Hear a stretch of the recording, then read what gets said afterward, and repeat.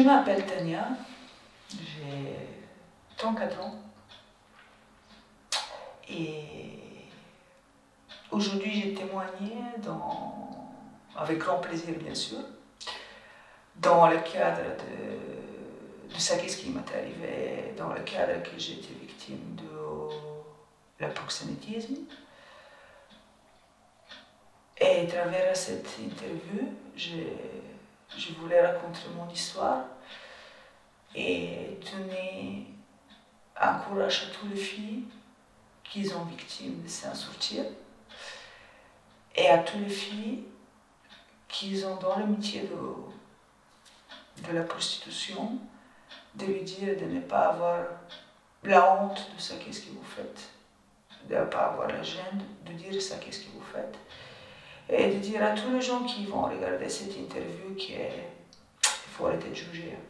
Il faut simplement arrêter de juger parce que c'est bien de juger, mais vous ne savez pas les raisons, vous ne savez pas la vie de la personne, vous ne savez pas qu'est-ce qu'elle traverse. Vous ne savez pas que peut-être une fille qui travaille, elle a son enfant qui est malade à la maison, il a besoin de l'argent et ça c'est son seul moyen de le sauver. Et de toute façon, il ne faut même pas donner des explications pourquoi, c'est un choix. Et je trouve que tout le monde, ils doivent respecter ce choix, cette fille qu'ils ont décidé de travailler dans ce domaine. Les premières années de ma vie, en fait, j'ai grandi dans une famille qui était avec plein de l'amour, plein de gentillesse, assez bien éduqué. Mon père il travaillait dans la Croix-Rouge, ma maman elle avait son propre business. Ils s'aimaient énormément, j'avais une enfance assez heureuse avec tous les moyens qu'on avait. Jusqu'au jour qu'en 1999, j'avais l'âge de 11 ans, mon papa est décédé dans un gros accident de voiture. Et la matin il est parti et la soirée il n'a plus retourné. Et depuis ce jour-là, toute ma vie elle était changée. Parce que ma maman elle a commencé à boire beaucoup, elle a très mal vécu le décès de mon père. Et en fait, depuis mon âge 11 ans, je suis devenue un chef de famille. Je m'occupais de ma mère, j'ai essayé de la sortir plusieurs fois d'arrêter de boire, j'ai essayé de chercher des aides, on avait beaucoup de bagarres, des disputes, etc. Mais malheureusement, je n'ai pas réussi. Alors, depuis mon âge de 14 ans, j'ai commencé à travailler pour que je puisse gagner de l'argent et nourrir la famille et aussi faire mes études. J'ai travaillé à la mer, j'ai travaillé, parce que comme petite, j'ai travaillé beaucoup avec la Croix-Rouge de Genève, je m'occupais des enfants qui ont avec des différents handicaps. Je fais la natation haut niveau, alors je travaille comme sauveteur, également je travaille comme réceptionniste. Responsable de tous les sports nautiques extrêmes. J'ai fait plusieurs championnats aussi de jet ski. Et puis, grâce à la Croix-Rouge, j'ai terminé le lycée allemand privé en Bulgarie comme une école secondaire avec les plus gros moyens de notes. Mais malheureusement, comme je dis, ma maman elle est plongée plus en plus dans les boissons. Et un jour, elle a rencontré un pervers narcissique, un monteur qui boivait du matin au soir aussi. Alors à la maison, ça a été devenu un enfer, dans le sens que le matin à 7 h, il commençait avec la bière et il terminait avec 3-4 bouteilles et morborait tous les deux. Pendant que moi je devais faire mes études, en même temps la nuit j'ai travaillé dans une discothèque comme un barmaid. En fait je dormais quasiment pas, j'ai travaillé jusqu'à 5 h du matin, puis j'ai rentré, je me changeais, j'étais à l'école, j'ai retourné, j'ai étudié. Mais entre-temps à la maison c'était la galère, il a battu, il y avait de violence. Jusqu'au jour qu'il a tiré avec la flingue et il y avait un balle qui est traversé, heureusement, sa tête, mais quand même la crâne était un petit peu ouverte. Et là, je me dis que je ne peux plus.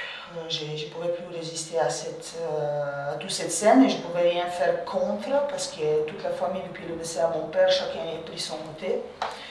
Il n'y avait plus l'intérêt d'être avec nous parce que mon papa il faisait énormément pour tout le monde, mais le jour quand il est parti, apparemment, vu que les gens n'ont plus d'intérêt, ils n'ont plus besoin de nous aider avec quoi que ce soit, alors on n'était que moi et ma mère. Et là, je me dis que je ne peux plus et j'aimerais bien quitter la maison, quitter le pays, recommencer une nouvelle vie.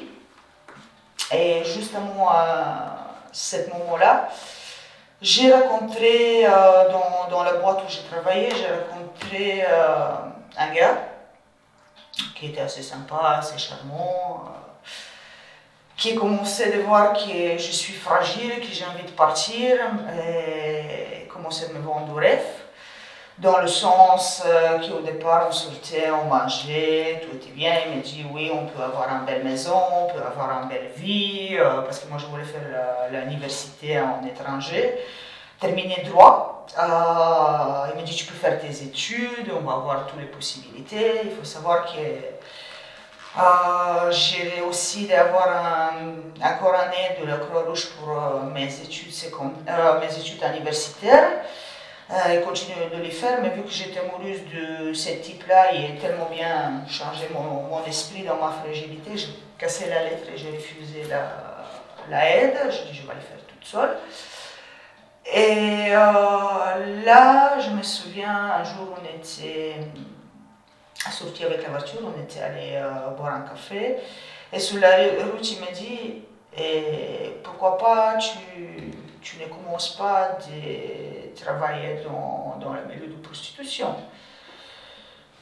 Aujourd'hui, avec un gros recul, j'ai réfléchi, je me dis, mais comment j'ai accepté ça? Dans le sens que c'est un métier comme tous les autres, mais je n'avais pas besoin de faire ça, parce qu'en fait, dans la boîte, j'ai gagné assez bien l'argent. Comme barmaid, on avait beaucoup de pouvoir, il y avait beaucoup de touristes. À la mer, j'ai gagné assez bien pour un pays comme Bulgarie qui est assez pauvre. J'ai gagné 2 fois le salaire à une personne normale. J'avais ma voiture, j'avais mes vêtements, j'avais absolument tout. On habitait quand même dans la maison que mes parents ils ont fait. Et je lui ai dit comment ça, mais on va commencer à travailler un petit peu ici à Sofia pour qu'on puisse mettre l'argent sur le côté. Après ça, on ira en étranger parce que là, il y a beaucoup plus de moyens, il y a beaucoup plus de l'argent. En un mois, par exemple, on peut gagner 10-20 000 euros. Comme ça, tu peux faire tes études dans le même temps que tu travailles. On construira une maison, etc. Moi aussi, je vais travailler, bien sûr. Il dit qu'il va travailler. Il faut savoir qu'il n'a jamais travaillé dans sa vie. Et utiliser toujours les filles qui sont un petit peu plus fragiles pour qu'ils travaillent pour lui. Et là, je dis, ok, ça va. Alors à ce moment-là, j'ai commencé à travailler en Bulgarie. Je me souviens la première fois quand il m'a ramené, c'était une maison qui faisait du escort. On sortait avec les clients dans les hôtels, dans la maison. Et il y avait des chambres dans la maison elle-même. Je me souviens pour la première fois, j'avais l'impression que je suis dans un film.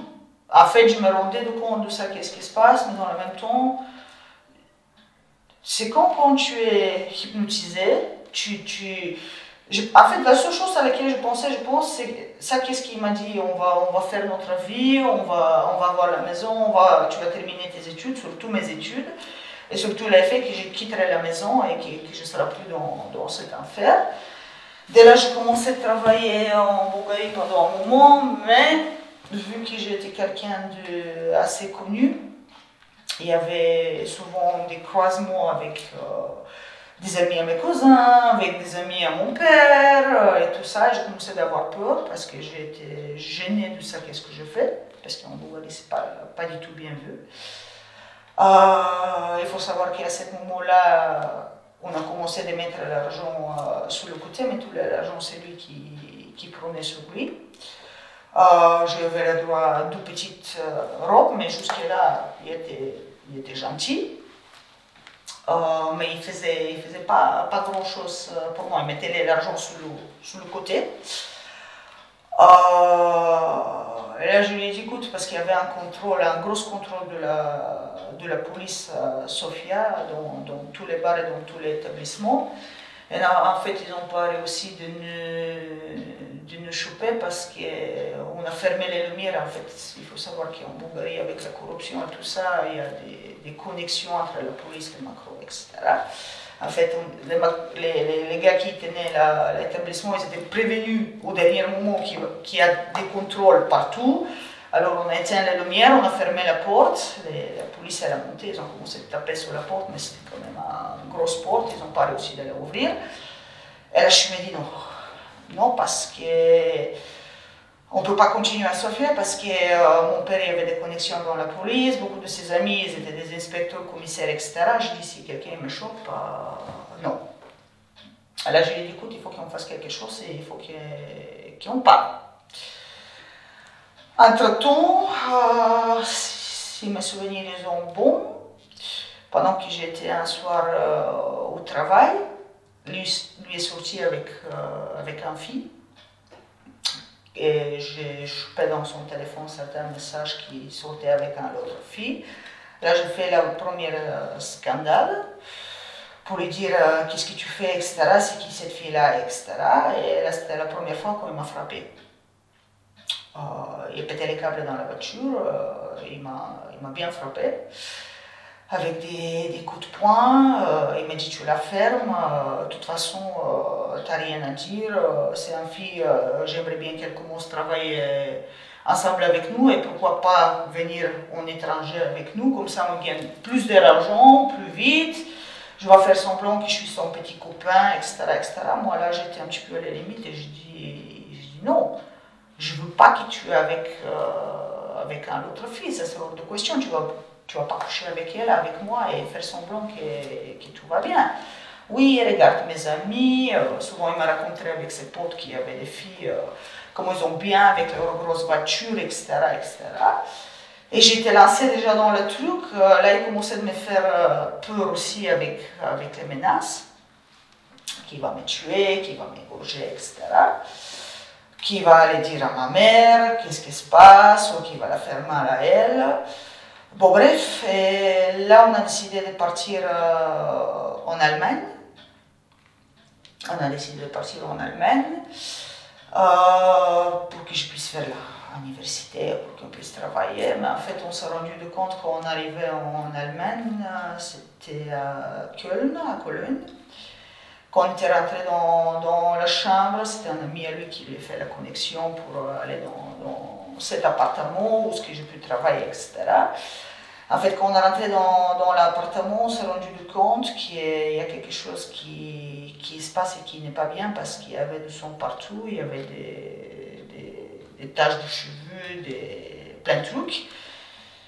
Et là, on est sorti simplement, on a pris nos affaires et on était allé dans le premier hôtel, on s'est barrés tous les deux. Le grand macro a eu peur aussi, parce que je pense qu'il y avait quelque chose qui se passe, je ne sais pas exactement quoi. Alors, on n'est resté pas plus que 6 jours en Allemagne, vu qu'on n'avait pas vraiment beaucoup d'argent, le travail, ça n'a pas été, etc. J'ai travaillé pendant 4 jours dans un pouf, je pense que c'est... Non, c'était les Eros, pardon. Les Eros, mais le travail, c'était pas ça. Alors, on a rentré en Bulgarie. Et là, il a pris contact avec des gens en Grèce. Et il m'a dit qu'il faut que je parte en Grèce, mais lui, il ne peut pas venir. Parce qu'en Grèce, la loi est différente, parce qu'il ne faut pas les voir, parce que les clients, c'est un petit village en fait, et les clients, s'ils nous voient ensemble, ils ne vont pas venir vers moi, etc. etc. Moi, là, dans ce moment-là, en fait, j'étais d'un côté amoureuse de lui. De l'autre côté, je me dis, qu'est-ce que tu fais? En fait, il y avait plein d'émotions dans ma tête. Et aujourd'hui, avec le recul, je me demande si... Je ne suis pas sûre parce que je n'ai pas les preuves, mais je me demande si peut-être il ne me mettait pas des choses fort probables dans ma nourriture ou dans mes verres, parce que j'avais l'impression que j'étais dans un 3D dimension en fait, dans l'autre espace. Je sais pas, je ne comprends pas comment ça s'est passé tout ça. Oui, j'étais très bien consciente de qu'est-ce que je fais. Je ne dis pas que je n'étais pas consciente de qu'est-ce que je fais, mais comment j'étais capable d'accepter, parce qu'il faut savoir que j'ai été frappée encore quelques fois depuis la fois dans la voiture. Quand j'ai... En Bulgarie, déjà, quand je travaillais, il m'a frappé encore une fois parce que il n'y avait pas assez d'argent, je ne travaillais pas bien. Il commençait de me parler de certains extras que je pouvais faire pour gagner un petit peu plus de l'argent. Ça, pour moi, c'était hors de question. C'était non. Parce que je voulais, déjà, j'avais très peur de la maladie, j'avais très peur de choper quoi que ce soit, et je ne voulais pas faire des choses avec des gens à aucun prix qu'ils n'ont pas propre. Alors de là, ça a commencé le bordel. D'un côté, il faisait son super gros jaloux quand je sortais avec les clients. Je me souviens, le premier jour, quand je commençais à travailler, il est venu me chercher le matin, il pleurait dans la voiture. Je lui ai dit, qu'est-ce que t'as? Oui, ça me fait mal au cœur que tu sors avec les autres hommes, et chic, et tchac. 3 jours plus tard, il m'a frappé par jalousie parce que je sortais avec les clients. Je lui ai dit, mais attends, on s'est mis d'accord, c'était entre guillemets, c'est toi qui m'as dit de faire ça, alors c'est quoi cette jalousie en fait? Oui, mais moi je t'aime. En fait, il y avait plein des émotions, plein de choses qui se passaient. Bon, bref, on a pris la décision que je pars en Grèce. Je suis partie en Grèce. Déjà là, c'était beaucoup. Je me sentais plus calme parce qu'il n'y avait personne qui me connaissait. Le village était assez sympa. Et en Grèce, il a commencé à. Ah oui, en fait, voilà, je viens me souvenir, en fait, quand je raconte, je me souviens des trucs. Il m'a dit, tout au départ, qu'il doit l'argent à un de ses cousins. Parce qu'il a fait un accident en voiture. Maintenant, je sais que cet accident, c'était vrai, il a perdu énormément de l'argent parce qu'il était bourré, il y avait le tribunal, etc. Et son cousin, ils lui ont prêté l'argent pour qu'il puisse payer ce tribunal. Et c'était une de les raisons pour laquelle aussi il m'a demandé de commencer à travailler, parce qu'il a dit que son cousin il va les tuer s'il ne rembourse pas l'argent.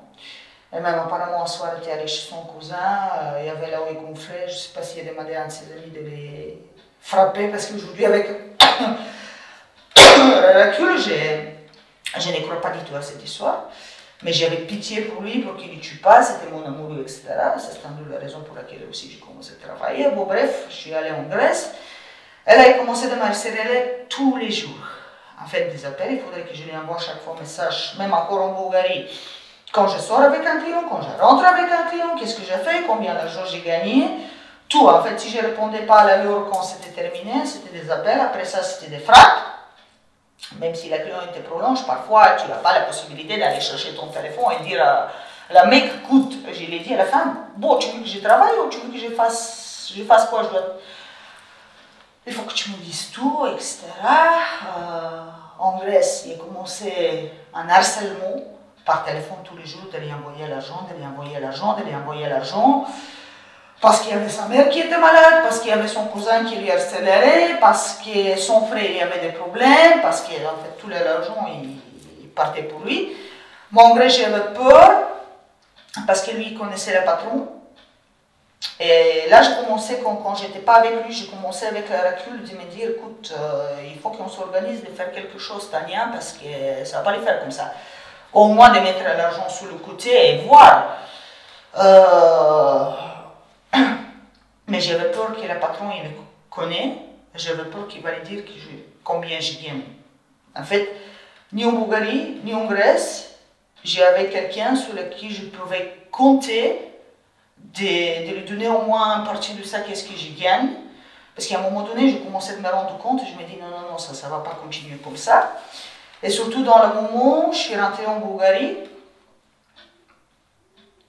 en fait, avant ça, j'ai appris que c'est la maîtresse de le patron qui était barmaid qui m'a dit qu'en fait j'étais vendue.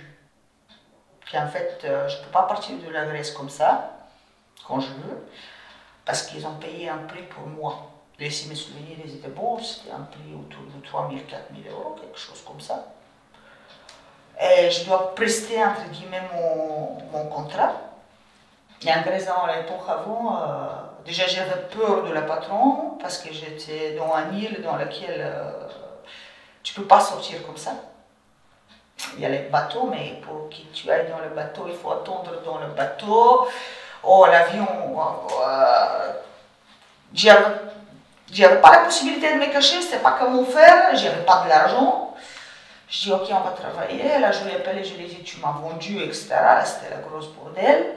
Puis après ça, je suis rentrée en Bulgarie pour les fêtes. J'ai eu la possibilité de rentrer pour les fêtes, qui ont se transféré dans un cauchemar. Parce qu'il m'a frappé pour se défendre qui m'a vendu. Parce qu'il n'y avait pas des explications. Je me souviens, il m'a plaqué sur le lit à ses parents et pris sa ceinture et il m'a frappé avec la ceinture. En fait, à chaque fois, quand je lui ai accusé de quelque chose, à chaque fois, il m'a frappé. Et là, je commençais tout petit à petit de monter ma dose, mais je dis, ok, on prendra du temps, on verra bien. Et j'avais personne à qui dire. Je dis, à mon père, je ne sais rien dire, parce que déjà, elle ne peut pas m'aider. Après 11 h du matin, on ne pouvait plus parler au téléphone parce qu'elle était bourrée. Mes amis et mon père, ils ont disparu depuis des années. Ma famille, elle est disparue. J'appelle un ami à mon père et je lui dis, quoi? Je suis victime d'un proxénète. Ok? Et j'avais peur de la juge, moi, qui va me dire comment tu as rentré là, comment... Tu étais très bien conscient de ça, qu'est-ce que tu fais? Va expliquer qu'ils ont une capacité de te rendre dans leur tunnel, dans leur truc, et de changer ton cerveau, qui entre le moment que tu commences à travailler, jusqu'au jour quand tu te rends compte que là, il y a un problème. Cette période-là, en fait, tu ne l'assimiles pas, tu ne te rends pas compte qu'est-ce qui se passe, jusqu'à le moment que tu as un déclic d'une fois et tu te dis, oh, qu'est-ce qui se passe, mais là, c'est trop tard. Là, c'est trop tard parce que tu es dans le schéma, parce que tu as peur, parce que tu vas te dire, ok, on va retourner en Bulgarie, et tu vas dire à tout le monde qu'est-ce que je faisais, qu'est-ce qu'ils ont fait, le jugement de les gens, etc. Maintenant, avec le recul, j'ai un autre vue par rapport au métier. Je suis ici et je m'en fous complètement de le jugement de les personnes parce que c'est un métier comme tous les autres. Et j'apprécie énormément les filles qu'ils ont dans ce métier, mais bon, avant, ma point de vue n'était pas le tel. Et je suis rentrée de la Grèce la deuxième fois, la première fois. Et là, il a pris la décision parce qu'il ne pouvait pas avoir le contrôle quand j'étais pas là, en fait, quand il n'était pas là. Il voulait avoir le contrôle et fait un accord avec le patron d'aller avec moi là, quand on était retourné après les fêtes. Et là, ça s'est transféré, la plus grosse cauchemar qui pouvait exister, dans le sens qu'il s'est mis avec un petit copain à Dubaï en Grèce, ils ont commencé à boire tous les soirs. Il prenait tout l'argent et il me faisait des cinémas parce que les clients venaient me chercher. Lui, il restait, il regardait. La cliente m'a donné un bisou, c'est normal quand tu dis bonjour à quelqu'un de lui donner un bisou. Et moi, je devais faire semblant que je suis heureuse et que je suis la petite amie à la cliente. Parce qu'en Grèce, en fait, vu qu'il n'y avait pas autant de monde, autant de gens, tu devais faire semblant qu'il était sa petite copine pour qu'il puisse te prendre et qu'un jour, éventuellement, vous allez vous marier ou vous allez... Bon, bref, alors tu devais être un petit peu plus proche de ces gens-là, mais attention, toujours, j'ai gardé la protection, j'ai gardé ma propriété au niveau du travail. Et à chaque fois quand j'ai rentré après avoir sorti ou après la barre, il m'a frappé par jalousie, par tu l'aimes, t'as fait quoi avec lui, et tchic et tchac, des conneries. Et je ne vais jamais oublier ça. Je pense que c'était là que ça est venu de la déclic. Ouais, c'est ce jour-là, la vraie déclic. On était mis la jambe bien sur le côté. Je me cassais le cul de travailler. Et un soir, il pétait les câbles. Il a pris tout l'argent. Et elle était dépensée dans tous les bars qu'il y avait en Grèce. dans le village. Je préfère pas dire le nom du village parce qu'aujourd'hui je suis très bonne amie avec le patron et tout. Il est dépensé dans tous les bars avec les autres filles. Je ne sais même pas qu'est-ce qu'il a fait. Il est venu rentrer dans le bar où j'étais. Je me souviens que je boivais parce que tu étais en consommation. Maman sortait aussi. Il faut savoir qu'en Grèce, la loi par rapport à sortir avec les clients, c'est... Si mes souvenirs étaient bons, c'est 20 ans pour la macro et 20 ans pour toi aussi. En fait, il n'y a pas un loi qui protège les filles même si elle est victime. Il est rentré dans le bar, moi j'étais juste à côté de la cliente. Il fumait un gros cigare. Il est passé derrière, parce qu'il y avait le couloir, il y avait les toilettes. Il est passé derrière moi, avec un robe. Il a éteint sa gros cigare dans ma cuisse. Dans ce moment-là, je me souviens maintenant, j'ai des frissons, j'ai senti la douleur. Je ne pouvais rien dire, parce que si je vais dire quoi que ce soit, on va se rendre compte qu'il y a quelque chose. Le patron, je pense qu'il était pris son flingue, qui était tiré sur nous deux et nous était enterré dans la île, parce qu'il n'y a rien à foutre. J'ai rien dit, mais je me dis là c'est bon. Là c'est bon. On a rentré. Il m'a frappé encore. Il s'est mis à boire, moi je me suis mis à boire aussi, j'ai bu beaucoup. Et je me souviens qu'il a commencé à m'insulter, de me traiter comme un pute, bazar, machin, histoire. Et là c'était la première fois. Parce que, voilà, ça qu'est-ce que je pense aussi, c'est que quand moi j'étais petite, j'étais un désastre en fait. Dans le sens que j'avais mon caractère, dans le sens que si quelqu'un touche à ma mère, j'étais capable de me battre. À l'école, je ne laissais aucun enfant. J'avais mon caractère, j'avais mes forces. Et là, je me laissais aller. Je tombais dans le truc. Et là, ce jour-là, le déclic est devenu. Et cette puissance que j'avais avant, elle est revenue aussi. Et là, je me souviens, on était en face à l'autre, je lui ai écouté, que je suis un pute, que je suis un merde, que je suis ça. J'ai pris ma verre, ça c'était la première fois quand je sautais sur lui. J'étais dans sa tête. Là, je me dis, putain, soit il va me tuer, et je savais que ça va partir en couille. Excusez-moi pour la parole, mais c'était vraiment ça. J'ai dit, ok, je suis prête. Là, il n'a rien fait. Il m'a dit, tu lui fais un fois pas vu. Et là, j'avais l'impression je commençais à avoir l'impression qu'en fait, c'est un chien qui aboie, mais il ne mord pas. Qu'en fait, il était fort. En fait, il faut savoir que lui n'était pas dans les gros réseaux de macro qui existent. Et lui était tout seul avec ses 2-3 potes, mais là, je me suis rendu compte que c'est quelqu'un de petit. Et qui est... Peut-être c'est un chien qui aboie, mais de toute façon, ce jour-là, je dis, écoute, soit tu vas me tirer un balle, parce que je ne peux plus vivre comme ça, soit tu vas les tuer. Mais est-ce que ta vie, il mérite de te suicider, soit de les tirer dessus et d'aller en prison? Ah non, hein. Ta vie, elle vaut beaucoup mieux, plus que ça, Tania. Alors de là, je me dis, on va trouver des solutions.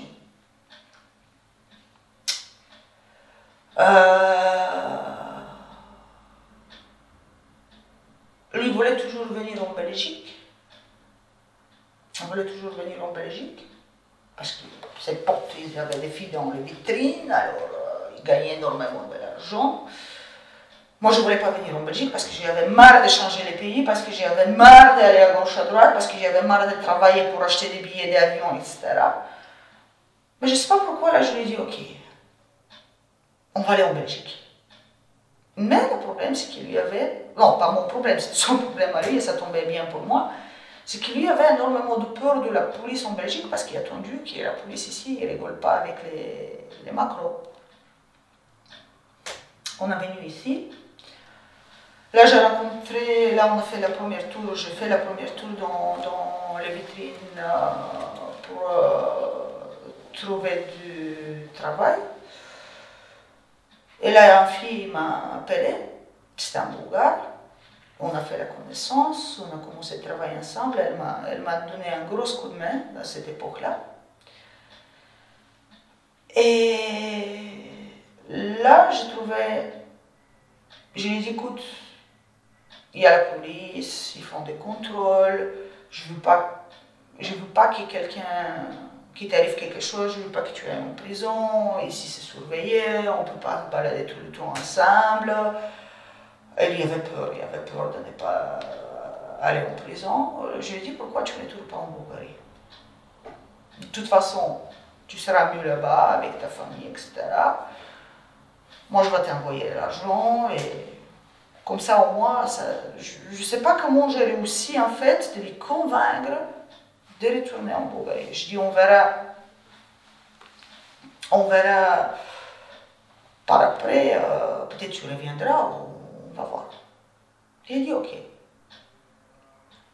Je me souviens qu'il est parti en bus, derrière la gare du Nord.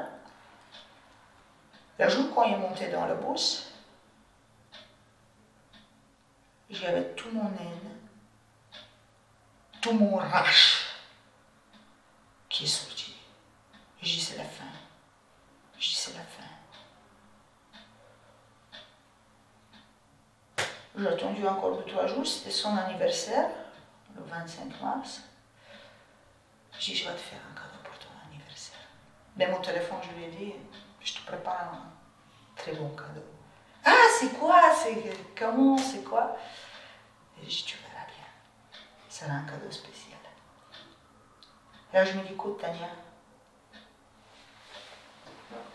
n'importe qu'est-ce qui arrive, tu es prête. Je vais aller chez ma mère, si ça doit se passer, ça doit se passer. Mais je ne peux plus continuer à vivre comme ça. J'ai fait connaissance avec la police fédérale à Bruxelles et j'ai été allé déposer une plainte contre lui pour avoir un tâche et surtout préserver ma famille en Bulgarie si ça lui arrive quoi que ce soit. Je suis sortie de là, je lui ai appelé, je lui ai dit, écoute, c'est fini. C'est fini. Comment ça, je vais te tuer, salope, sale pute, ta. J'écoute, moi, c'est très simple. Tu viens ici, tu iras en tôle. Il y a une plainte qui est déjà posée. Tu vas aller à la maison chez ma mère. S'il y a un père de cheveux qui va tomber de sa tête, je te tue. Je te tue. Et je suis prête de donner mon cul à la diable et faire l'impossible possible, mais je te tue. Je dis, vas-y. Je dis, c'est fini. 5 jours de menaces. Et puis plus rien. Et progressivement, il a trouvé peut-être sa prochaine victime, etc. Moi, de là, je me dis, ok, on reste en Belgique. En Bulgarie, ce n'était pas possible de retourner parce que c'était non. Ça faisait 3 ans que je n'étais pas retournée, 4 ans, et même quand j'ai retourné une fois, c'était vraiment incognito pour que personne ne me voie. De là, je dis, ok, on va continuer encore un petit peu ce chemin. De toute façon, on y est, mais on va le faire pour nous, pour moi. Je voulais toujours faire soit l'académie de police, soit la loi. Mais en Bulgarie, ce n'était pas possible parce qu'avec la corruption, tu dois être la fille à la policière ou la commissaire pour que tu puisses rentrer dans l'académie.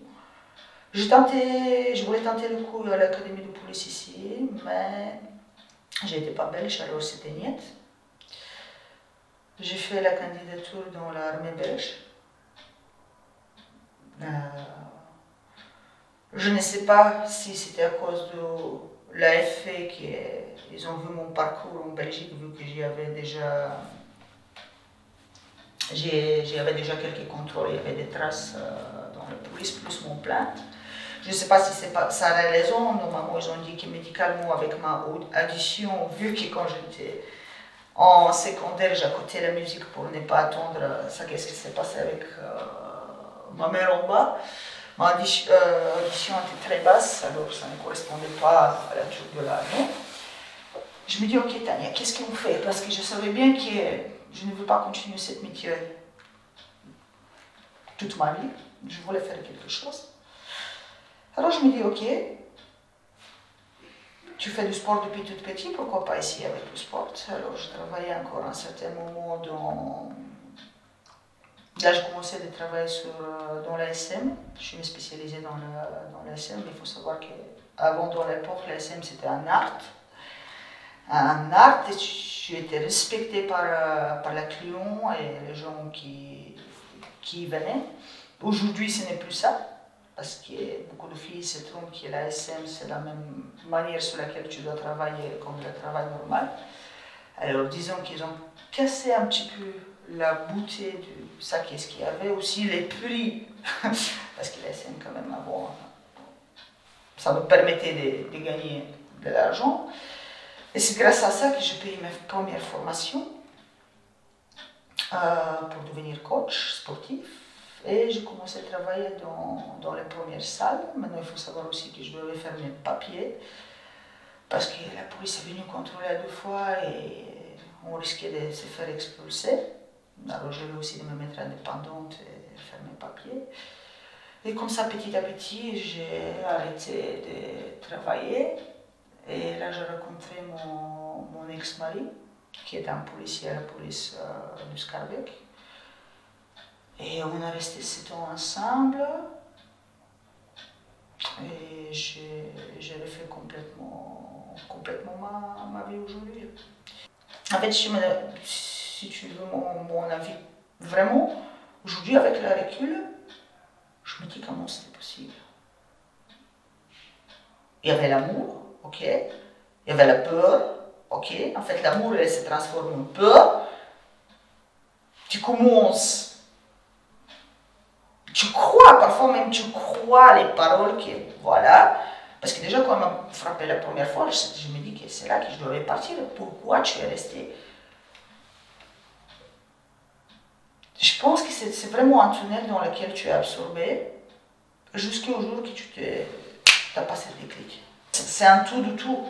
L'envie de gagner l'argent et de croire que ça va aller, dans le même temps tu vois que celui qui tire tout l'argent, toi tu n'en as rien. Tu te dis que peut-être il changera. D'un côté tu es amoureuse, l'amour elle commence à se transformer en haine, mais tu ne peux pas réagir directement et surtout le problème c'est quand tu n'as personne derrière. Quand dans certains pays comme la Bulgarie, comme la Grèce, comme juste après la Roumanie, l'Albanie, etc., tu n'as pas la possibilité, comme par exemple en Belgique, d'avoir un aide. Et tu es toute seule tu peux faire quoi? À part mettre l'argent sur le côté si c'est possible et te barrer.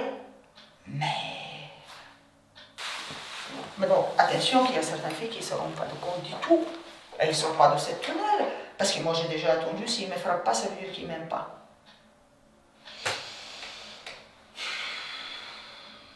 Je ne juge personne, mais il y a des filles qui ont accepté de vivre comme ça, ils vivent comme ça. Attention, il y a des filles qui peut-être ils préfèrent vivre ça que de rester dans les pays pauvres qui n'ont rien. Je ne juge absolument personne, mais je pense que chaque fille doit le faire pour elle-même. Et aussi passer un message aux filles qu'il y a des solutions, qu'il y a des possibilités, s'en sortir, démontrer à les gens comme moi j'étais tout au début et à toute la population que la prostitution ce n'est pas ça qu'est-ce qu'ils croient. Que c'est un métier qui cache énormément de choses derrière, psychologiques, souffrances, des moments dans lesquels tu as envie de prendre la flingue et de tirer un balle, parfois. Et chacun est libre de faire ça qu'est-ce qu'il veut. Si une fille a envie de travailler ce métier, je ne pense pas qu'elle doit avoir la gêne de dire « oui, moi je suis un prostituée ». Mais au moins mon message, ça qu'est-ce que j'ai envie de transférer, c'est faites-le pour vous-même. Faites-le pour vous-même. C'est un métier qui psychologiquement elle est tellement difficile, qui est fais-le pour toi-même. Et surtout, aussi le message que je veux traverser, c'est qu'est-ce que tu vas faire après avoir fait ce métier? Parce que j'ai eu des copines qui Ça lui intéressait les marques de vêtements, ça lui intéressait de se faire des voyages, ça lui intéressait. Et aujourd'hui, tu as quoi? Si tu lui fais, fais-le au moins pour que tu puisses faire un business, pour que tu puisses t'en sortir, pour que tu puisses avoir envie après. Mais je ne pense pas qu'on doit avoir la gêne de dire oui. On était là, on était victime des macros, et aujourd'hui on s'en sortit. J'ai vu libérer ça, qu'est-ce que je tiens là? Du un, par rapport à moi-même, parce que je n'ai marre de cacher, de mentir, de dire oui, j'étais en train de travailler ça. Je n'ai marre. Je me dis basta. La vérité, elle est la tienne. C'est comme ça.